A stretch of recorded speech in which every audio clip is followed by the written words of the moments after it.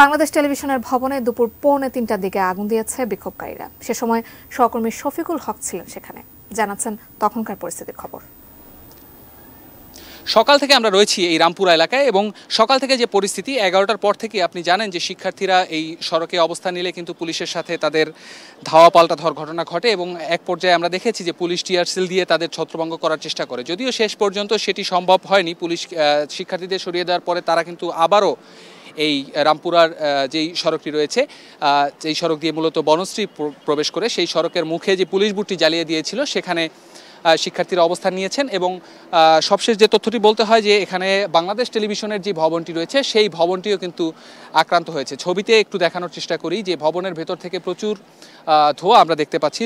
যদিও আমরা অনেক দূর থেকে চিত্রটি ধারণ করছি, এখান থেকে আমরা যতটুকু বোঝা যাচ্ছে যে টেলিভিশন ভবনের সামনের যেই প্রধান ফটকটি রয়েছে সেই ফটক ছাড়াও ভিতরের যেই থাকা গাড়ি প্লাস বিভিন্ন স্থাপনা, এখানে কিন্তু অগ্নিসংযোগের ঘটনা ঘটেছে এবং পুলিশ আপাতত এই স্পটটিতে নেই। আমরা পুলিশদের এখানে দেখতে পাইনি, পুলিশরা এখান থেকে সরে গিয়েছেন। তবে শিক্ষার্থীদের যে অবস্থান সেটি কিন্তু এখনও এখানে অব্যাহত রয়েছে এবং আমরা দেখছি যে কিছুক্ষণ থেমে থেমে কিন্তু এইদিকে যেই বিশ্ববিদ্যালয়গুলো রয়েছে, আপনি জানেন যে east West university, BRAC university, Canadian university, বেশ কয়েকটি ইউনিভার্সিটি এখানে রয়েছে।